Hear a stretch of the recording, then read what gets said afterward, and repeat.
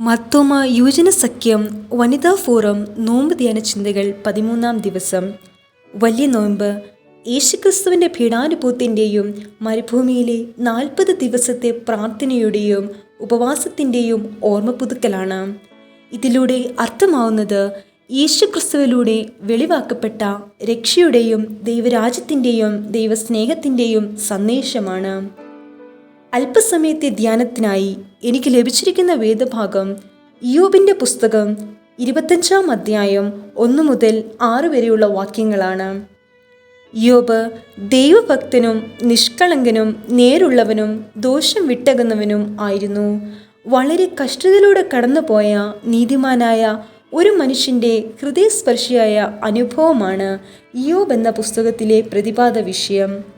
ഇയ്യോബിൻ്റെ കഷ്ടതയും അതിനോടുള്ള സ്നേഹിതരുടെ പ്രതികരണവും ഇവിടെ കാണാൻ സാധിക്കും.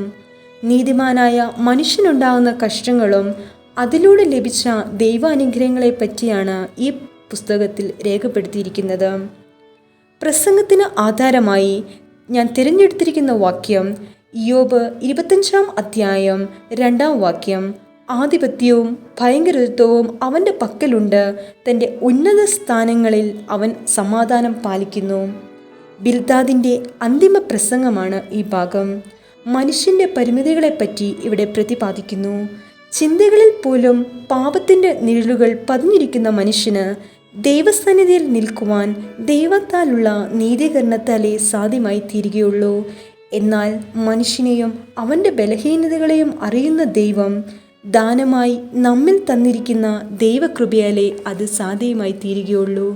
തൻ്റെ സമ്പത്ത് എല്ലാം നഷ്ടപ്പെട്ടപ്പോഴും, മക്കൾ കൊല്ലപ്പെട്ടപ്പോഴും, ഭാര്യയ്ക്ക് ദൈവത്തിലുള്ള വിശ്വാസം നഷ്ടപ്പെട്ടപ്പോഴും, സകലവും നഷ്ടപ്പെട്ട് തൻ്റെ ഏക ആശ്രയമായ ദൈവത്തിൽ നിന്ന് പോലും വിടുതൽ ലഭിക്കാതിരുന്നിട്ടും ഇയ്യോബ് ദൈവത്തെ മുറുകെ പിടിച്ചു. ജീവിതത്തിൽ എല്ലാവരാലും നിന്ദിക്കപ്പെട്ട് രോഗത്തിൻ്റെ കഠിന അവസ്ഥയിലായിരുന്നിട്ടും വിശ്വാസത്തിൽ നിന്ന് വ്യതിചലിക്കാതെ ദൈവത്തെ മുറുകെ പിടിക്കുവാൻ ഇയ്യോബിന് സാധിച്ചു. നാം ദൈവഭക്തിയിൽ വളരും തോറും നമ്മെ തകർക്കുവാൻ സാത്താൻ്റെ ശക്തികളും ഉണ്ടാകും. പരീക്ഷയിൽ അകപ്പെടാതെ നമ്മെ സൂക്ഷിക്കണം. COVID-19 ഈ കാലഘട്ടത്തിൽ നമ്മുടെ ഭക്തിയും വിശ്വാസവും എപ്രകാരമെന്ന് നമ്മൾ വിലയിരുത്തണം. എൻ്റെ ധ്യാനചിന്ത ശ്രവിക്കുന്ന പ്രിയപ്പെട്ടവരെ, ജീവിതത്തിൻ്റെ കൈപ്പേറിയ അനുഭവങ്ങളിലും കൂട്ടുകാർ പരിഹസിച്ചപ്പോഴും ഒന്ന് കൂടെ നിൽക്കുവാൻ ആരുമില്ലെന്ന് തോന്നിയ നിമിഷങ്ങളിലും ഭയപ്പെടേണ്ട, ഞാൻ നിന്നോട് കൂടെയുണ്ടെന്നുള്ള ഉറപ്പും ധൈര്യവും നൽകി നമ്മെ ചേർത്ത് നിർത്തിയ ദൈവകരങ്ങളിൽ നമ്മെ തന്നെ ഏൽപ്പിച്ചു കൊടുക്കാം. പ്രതികൂല സാഹചര്യങ്ങളിലും പതറിപ്പോകാതെ ദൈവഭക്തിയിൽ വിശ്വാസത്തോടെ നിലനിൽക്കുവാൻ ദൈവത്തിൻ്റെ പരിശുദ്ധാത്മാവ് നമുക്ക് ഓരോരുത്തർക്കും ഇടയാക്കട്ടെ. നമുക്ക് പ്രാർത്ഥിക്കാം. സ്നേഹവാനായ ദൈവമേ, ഈ നോമ്പിൻ്റെ കാലത്ത് പരീക്ഷയിൽ അകപ്പെടാതെ ഇയ്യോബിനെ പോലെ വിശ്വാസത്തിൽ നിലനിൽക്കുവാൻ ഞങ്ങൾക്ക് ഇടയാക്കണമേ. ഇത്രത്തോളം വചനം ധ്യാനിപ്പാൻ ഇടയാക്കിയതിനായി സ്തോത്രം. പ്രാർത്ഥന കേട്ട കൃപയ്ക്കായി സ്തോത്രം. സകലതും യേശുവിൻ്റെ നാമത്തിൽ തന്നെ. ആമേൻ.